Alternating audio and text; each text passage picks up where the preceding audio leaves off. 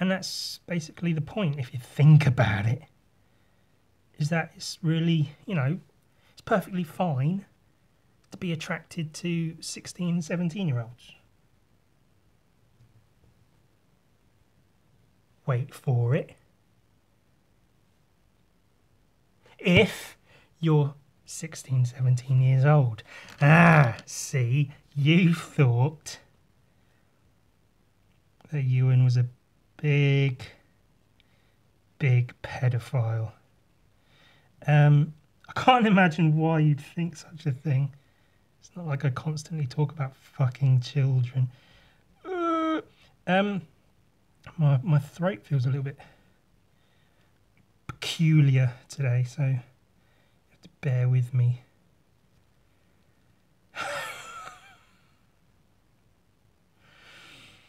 I don't fuck children, I'm just saying.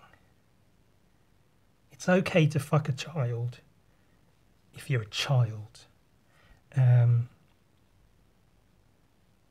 If you're of age, but still, we still count them as kids, don't we? 16, 17-year-olds.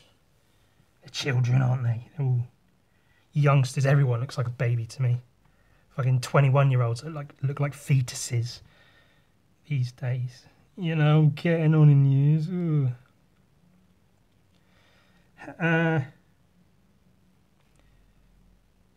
But you know what they say. I've got that song in my head. Don't push me, cause I'm close to the edge. I'm trying not to lose my head. It's like a jungle sometimes. It makes me wonder how I keep from going under. Broken glass everywhere. People pissing on the stairs. They just don't care. I can't take the smell. Can't take the noise. Got no money to move out. I guess I got no choice. Rats in the front room. Roaches in the back. Junkies in the alley with the baseball bat. I tried to get away, but I couldn't get far, cause the man with the tow truck repossessed my car. Don't push me, cause I'm close to the edge. I'm trying not to lose my head. Say what? That's in my head. It's been in my head all day. Now I've sung it, maybe it'll leave, like exercising a ghost. Ghost exercises, like Pilates, but for spooks. There's a pun in there somewhere. I just don't know what it would be. How do you make like a joke about exercising, but using some kind of word that refers to ghosts or ghouls or something? I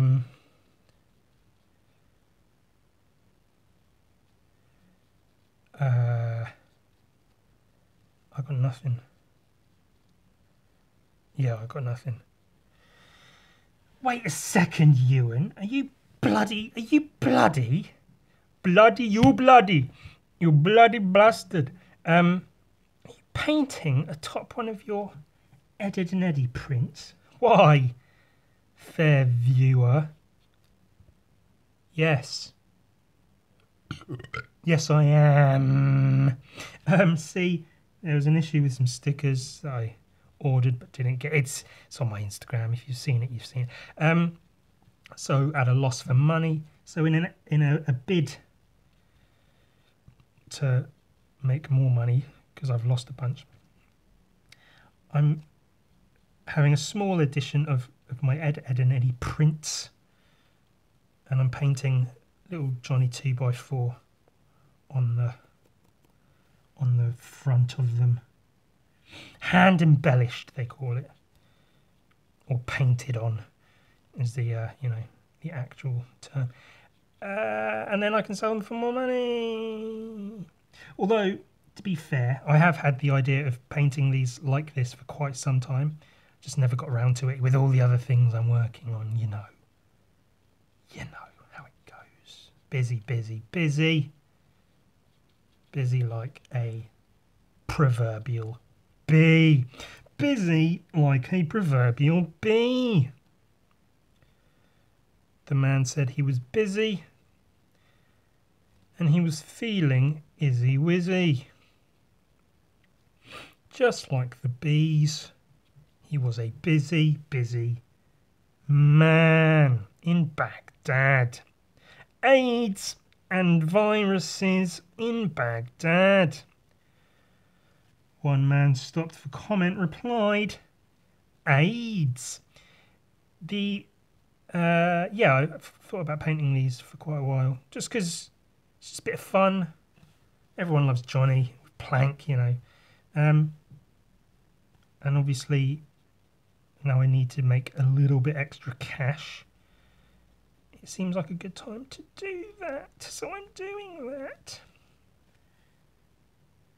I made, I was going to say a template. I drew a picture of Johnny that fits. Where it is here, and then I traced it. Oh shit! I think I actually videoed that, so you can watch me. I figured I'd capture the process of me making or editing these prints, or one of them, and then, you know, I'm going to do 5. I've got 5 of these Ed and Eddie prints, and I've got them like I've done all the Johnnies on them. I just need to actually paint them now. Sell them for, I don't know, £25–30 each if people are willing to pay that much. And yeah, a little bit of extra moolah, hopefully, to help me out. And because of, you know, since I'm painting 5 of them, I don't want to spend too long painting it. So I thought it could be a nice sort of test to do during a podcast to see if I can speedily get one out, so I know sort of how long it will take me to do the rest.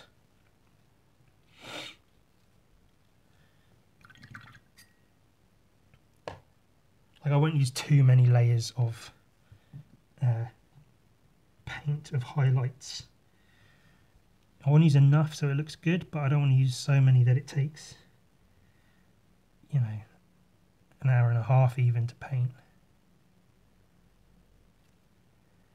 Because if it's an hour and a half to paint one, and I've got to do it 5 times, it adds up, doesn't it? It all adds up.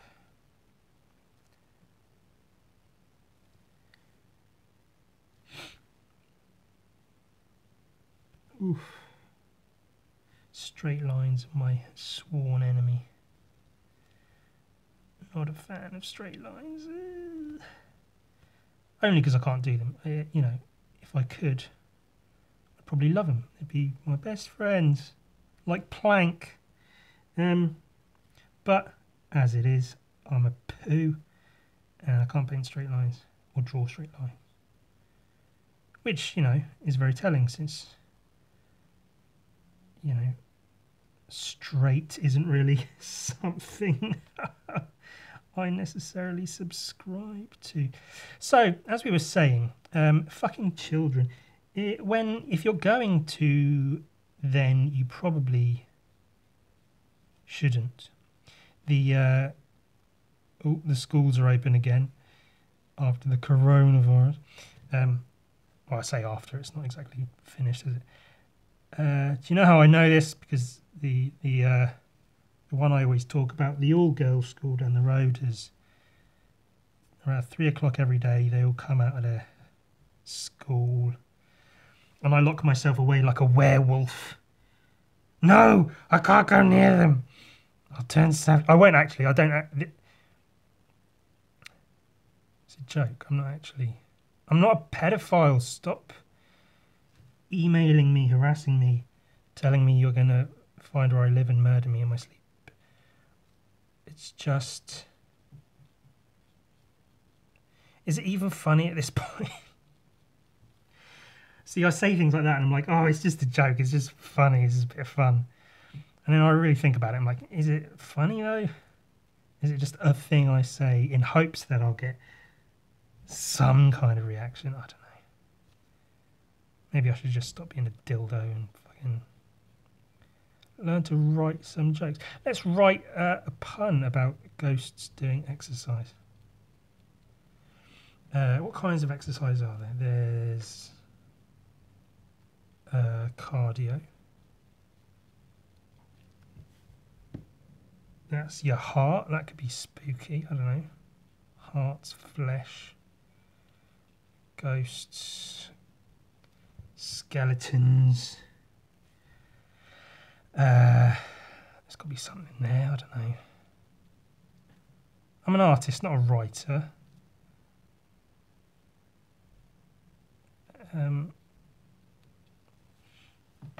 I heard a very good point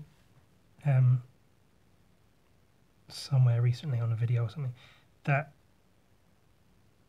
is like a good indication of why comic book art is such a good thing, because a comic book artist, and it happens quite a lot, comic book artist can write their own stories and make their own comic books. But it's not rare necessarily, but it's, you don't hear as much writers drawing their own comic books. Like Alan Moore, Neil Gaiman, whoever. They have to get other artists to draw their books because they can't do it themselves. Not saying they can't, but they don't, whatever. Which is, it's a good sort of reason why artists are good, because, it's all silly doodles, it's all a bit of fun. But it's also a pretty fucking powerful skill to be able to create, any kind of artwork, but especially if you can make an entire book, like an illustrated story, a linear narrative or whatever, all 3 pictures, either based on your own story or illustrating someone else's that they've written. It's a pretty fucking dope skill to have, I think.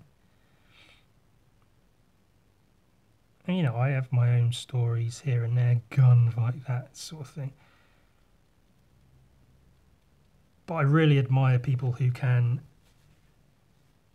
make like a cohesive story involving loads of characters and they all intertwine. Every aspect of the story matters. There's no fluff, and it's like good, compelling. There's reason to everything. Not a lot of people do it really, really well, but when you see someone do it really, really well, it's really impressive. Because, I can come up with a character and I can draw that character doing things that character might do, and then put a series of those together and call it a story. But that's about, it. That's about as far as it goes.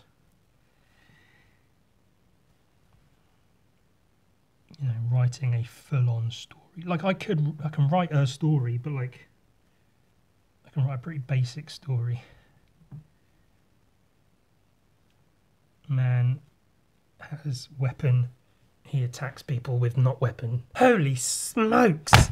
Is that an art book? No. You stupid dummy. You fatso. You smelly old bastard. You poo machine. You factory of feces. It's a comic book or a graphic novel or a trade paperback. It's Body Count by the guy who invented Teenage Mutant Ninja Turtles. And Simon Bisley. I've shown this before in my Art of Bisley video. But frankly, I just wanted to look through it again. So I'm gonna. Yeah. It's Bisley at his Bisliest. Look at that. That's fucking cool, man.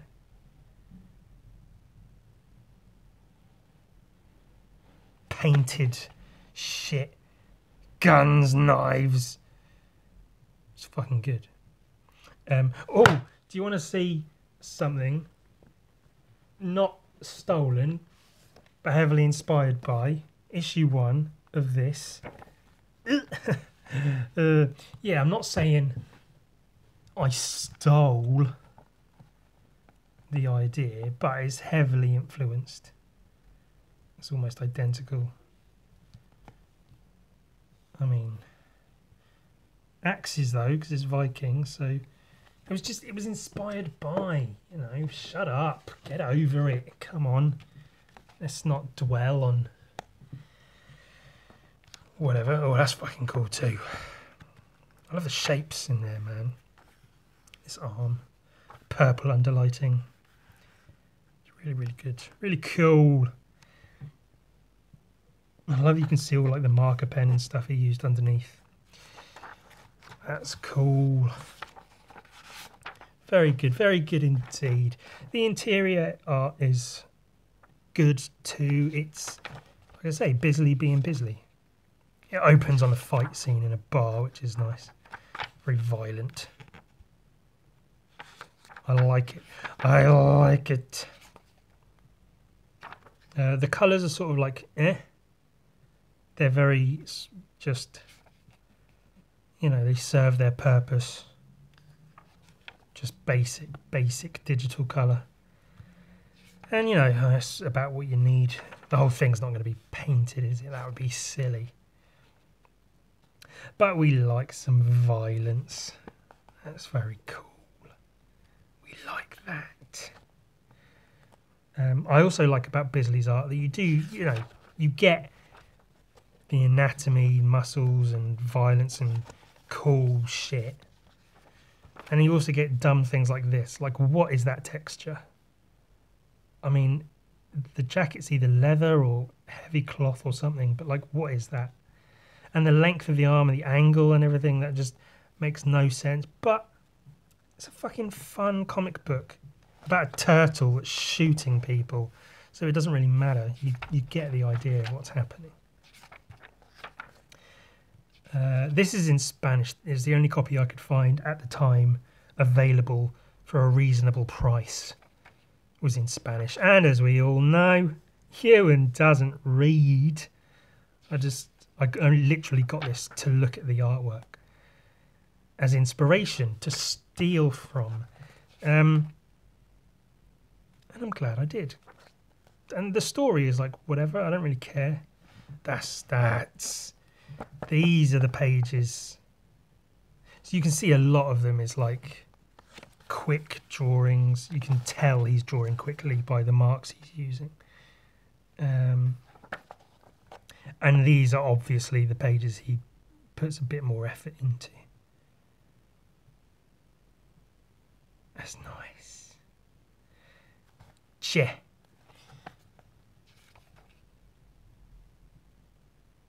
That's a really nice little set of panels. Good shit, man. Oof. That's cool. I don't know if my lamp's ruining it, maybe.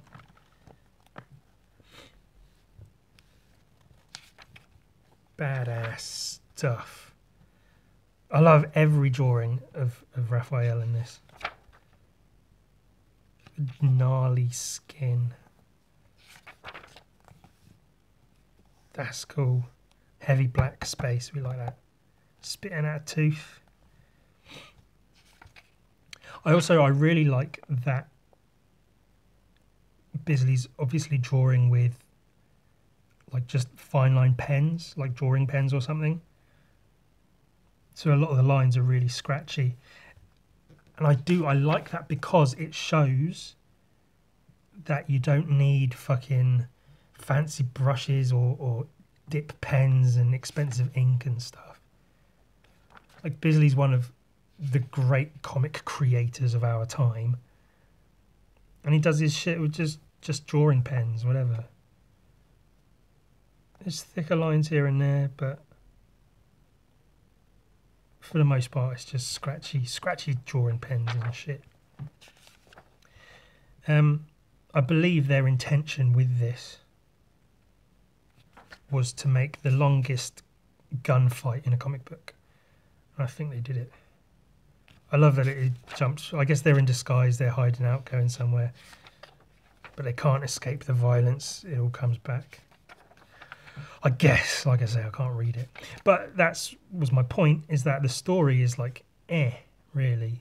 The story is just to facilitate the gunfight, the violence, the fun comic book. Let's make a fun comic book with a big long gunfight. And we'll put in some story about some people, I guess. Car chases and explosions. Brap, brap, blam, blam. Scream. It's very, very cool. I like it. Which goes without saying, really, doesn't it? Gun Viking is obviously born out of this sort of thing. And you've got your exposition and stuff, like talking to move the story along. And then more violence. That's bad, the colour there. Like, I get it, it's, you know, glare from the guns, but really, really not liking the colouring on that. The yellow on the outlines. Meh, meh, meh, meh, meh, meh. But we want to see more Raphael fucking shit up. There he is. In jeans. It's pretty funny. And it's these bits where you can see that was probably drawn in like a minute or less. Just for quick lines. Yeah, that's him there. And then a bit more time on this. Get out of the way because you have to. And then focus on the good bits. I really like in this the use of black as well in the ink. I mentioned a bit earlier as well. But Bisley, he adds in the heavy shadows where they're needed instead of forcing the colorist to fill it in with something. It's really effective in these panels. The gun is just a box. Which is essentially, that's all you need for a gun, obviously, but still. I mean, the gun almost suffers visually because it is just a box with a hole in the front. Could put a bit more detail into that maybe, but I guess he spent all his time on the bionic hands. Baboom. Walking away from the explosion. Always cool.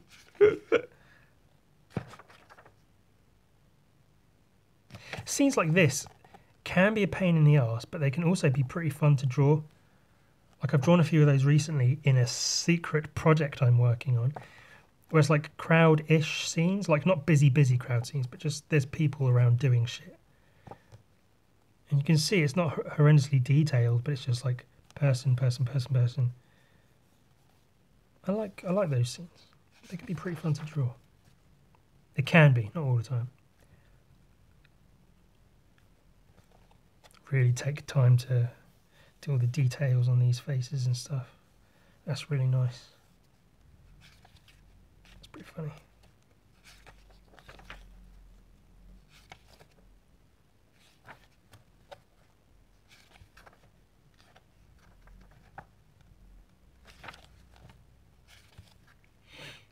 There's not too much to say. I literally just want to look through the book. So that's all this is. It's an excuse for me to look through it again. Point out some of the good bits, some of the not so good bits. That's a cool panel.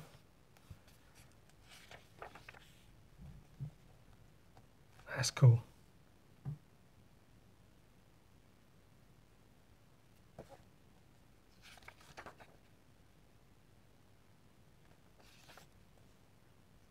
That's all it is. Me looking through this book going, oh, that's cool.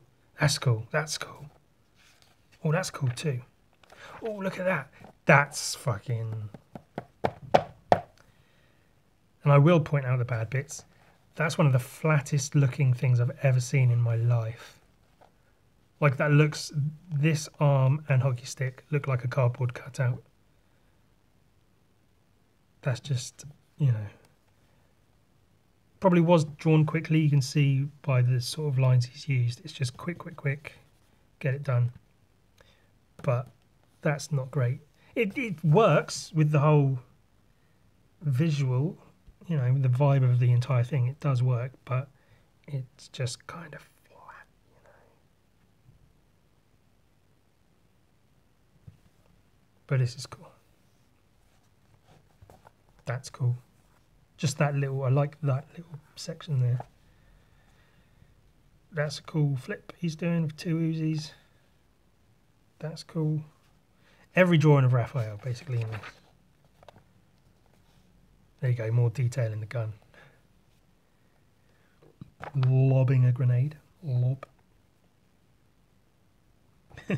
Exploding face. So yeah, gunfight, gunfight, gunfight. Casey got shot. No, Casey.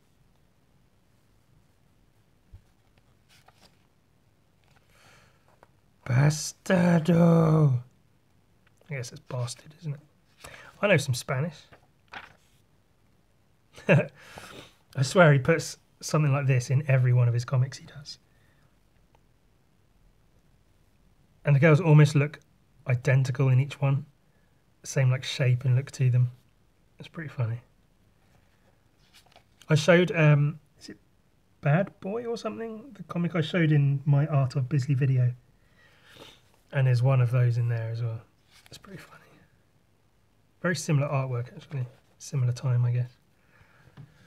Frank Miller, as opposed to Mr. Eastman. A lot of this material, this fabric texture doesn't make sense, but I quite like it just as a visual, like, I can feel my hand drawing that and enjoying it. Oh, that's nice there. That's cool. Cool looking panel, cool set out. Ooh. Fighty fight. Fucking ridiculous. A knife fight as opposed to a gunfight. Pretty cool fight scene. Some good poses, good panels in there. That's cool. That's good, that's good, that works.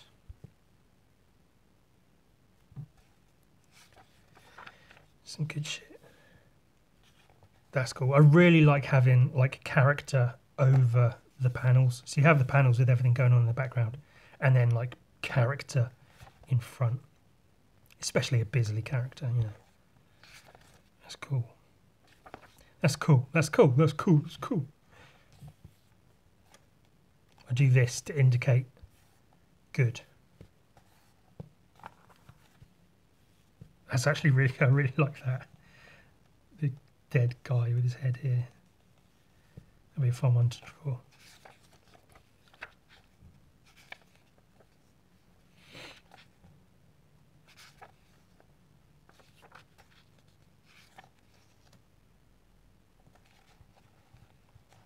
And this stuff, I assume, is just Bisley going, I mean, I've got to put something in the space. So, this shit. It's funny, I like it. I like doing that in some of my comics, just throw in random stuff that doesn't need to be there, but it's just fun. The shapes there are really nice. I like that. Let me get towards the end. Oh, a gallery. Oh, cool. Oh, it's a shame they're done so small, but there's like some ink pages and stuff. It's good shit, man. Yeah, some like preliminary sketches. And the actual pages in ink. Yeah, it'd be really nice to see them a bit bigger. I'd love to see an artist edition where it's all, the entire book, just black and white. I really, really would like to see that. And then at the back, all of like the covers. So this has, you know, a couple of paintings. But I'd love to see the entire book in black and white. And then at the back, every painting, full page. So this full page. This full page.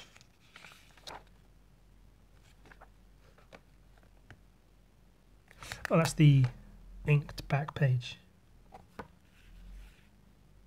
I assume it was a cover or something. But... oh, more.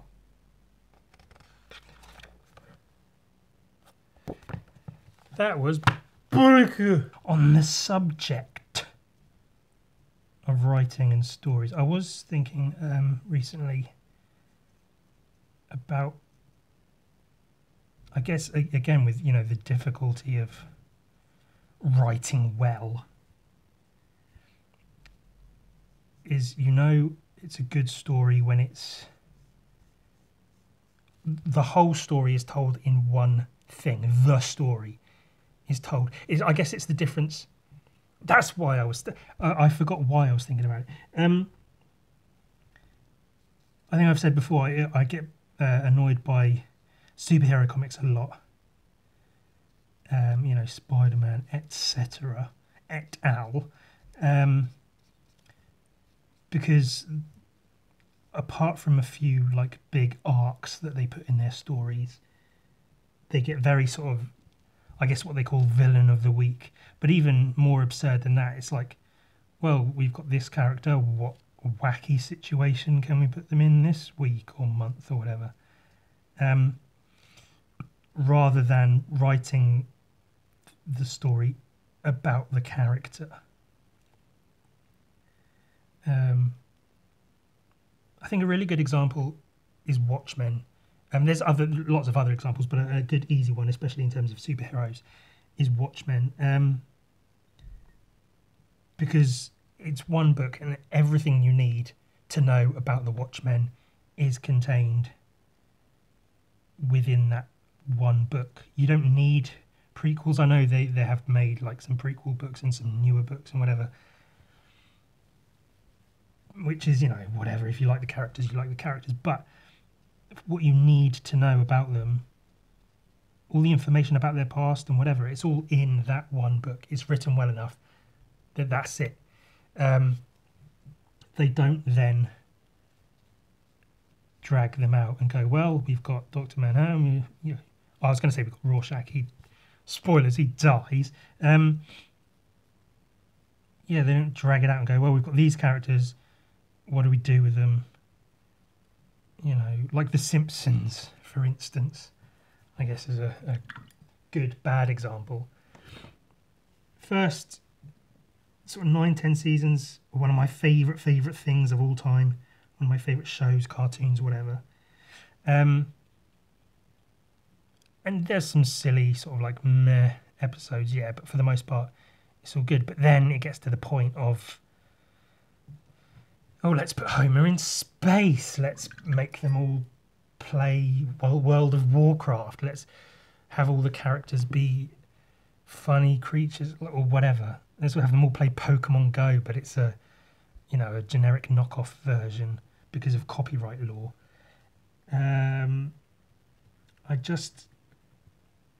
It bugs me when they won't let it die, like Spider-Man and Batman, whatever.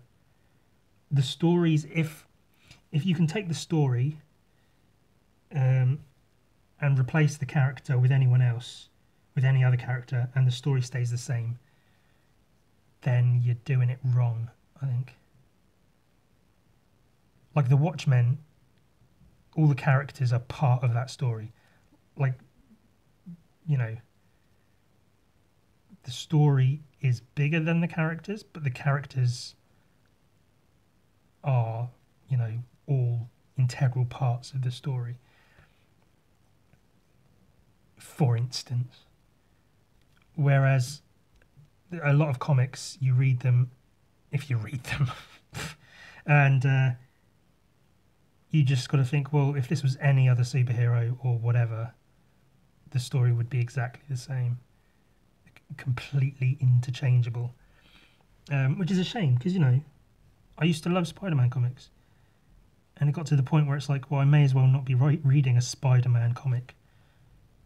Because it's more like a comic with Spider-Man in it as opposed to being a comic about Spider-Man. And, you know, I understand why that happens, but I guess that's the difference between coming up with a character and coming up with a story or a book or whatever. we've got this character, let's do stuff with him, or here's an idea for a story involving this character, and it's really, really good, and that's all you need. But I know ultimately money, that's the reason it continues. I'm no dummy. Well, arguably, maybe I am. I understand the system, the process, everything involved. I get it. It just bugs me. You know. But that said, you know, it's not like people aren't still creating original, brilliant stories with new or existing characters. So the good stuff is still out there and is still being created daily. It's just you've got to swim through a lot of muck to get to it, I guess.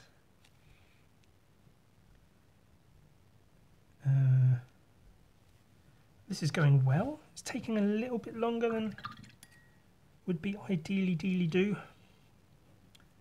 But it's going all right. Let's get his shirt done. Some of that.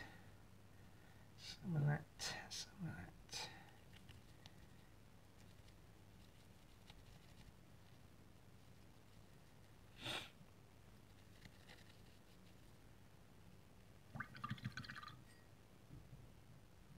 What's your favourite episode of Ed, Edd and Eddy?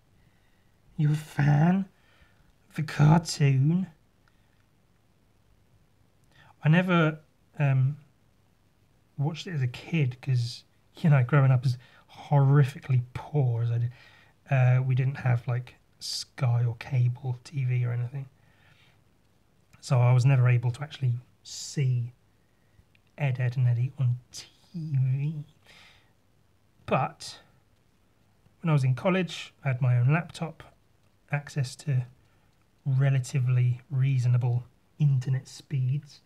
I sort of discovered it proper. I think I maybe saw a couple of clips online and I was like, it looks cool, it looks funny, I like the animation style. The characters are really, really good, really very inventive characters, and they're all like, while being wacky and over the top, they are pretty real characters. You know, if you live on like a street with lots of kids on it, which I did for a little while as a kid. You know, live on a street where all the kids come out and play together and stuff. Yeah, all those characters, they're obviously exaggerated because it's a cartoon, but they're pretty real, you know, in terms of what they're based on, I guess. So I was drawn to it, and I ended up, you know, managing to download, probably illegally, every episode. The specials, the Halloween special is still one of my favourites. I watched that, not every Halloween, but some Halloweens. It's really, really funny. And yeah, the movie that eventually came out when I was at university, which was quite cool. You finally got to meet Eddie's brother. Actually, I you know, I did notice at the time, but I forgot about it really until now, that, you know, Eddie can be a bit of a dick. And then he, like, idolises his brother. And then you realise his brother is an absolute fucking cock. He just beats on him. He's just an absolute dick to him. And then afterward, everyone's like, oh, Eddie, yeah, you're cool, Eddie. We're all right with you. We realise, you know, where you're coming from. Your brother's at the fucking bell end, so no worries. And I guess, in some kind of way, I relate to that. So that was touching to see.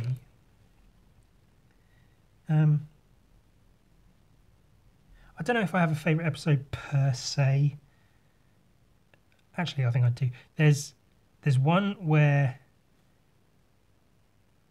I can't remember why, but they turn Big Ed, into like a big monster. They put a monster costume on him, and he's really into like monster movies and stuff.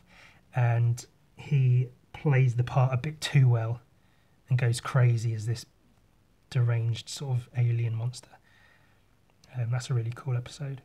And then there's one where they build an entire town, like a, well, not even a town, a city out of cardboard boxes, like all these skyscrapers and stuff. And, you know, antics ensue. I think those are a couple of my favourite episodes. Otherwise, the Halloween special was pretty fucking boss. And the movie's pretty good. And that's my review of Ed, Edd and Eddy. I hope you enjoyed it. Thanks for coming to my TED Talk. Do I have a favourite character, you ask? Well, maybe Johnny. He's pretty great. You know, now I've got my beard, not so much, but I used to basically look like him. With a shaved head, I wear plain white t-shirts a lot. I carry around a plank and I talk to it. Ha ha ha ha, that's a joke. I don't actually do that. Oh, my throat's feeling really weird. It doesn't hurt, but it just feels like I've got cock in it. No, the fucking Jesus, I have no idea what I'm doing or saying. Yeah, Johnny's quite a cool character. Big Ed, obviously. Lovable Ed.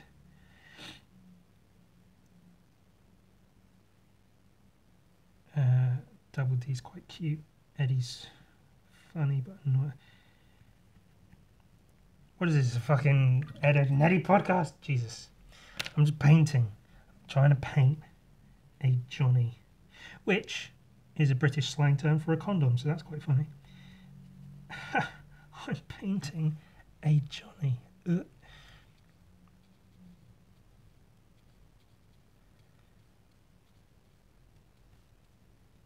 Oh shit. I was just thinking, I'm actually almost done. This is going really well. I do want to paint some kind of like purple underlighting similar to this. Or do I? I want it to blend in, but like not too much, but at the same time, I don't want it to stand out too much. You get a little bit of a underlighting.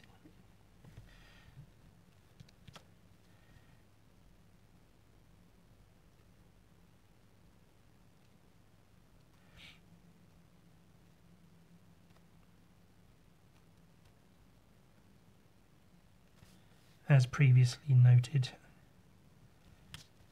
this will be rough because it needs to be done quickly because I've got 4 others to do post this one. I could even take commissions, like I'll paint any other character that you want in front of them. That'd be quite cool actually. It'd be quite fun to experiment painting the other characters.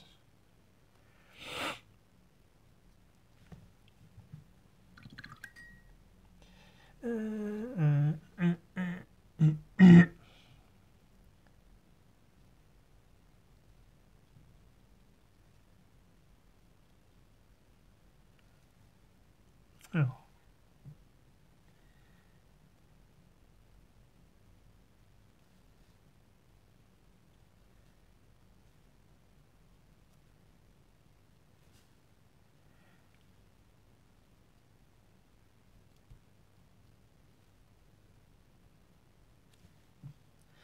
That's nice.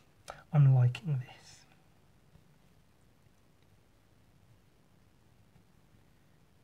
Which is good, obviously.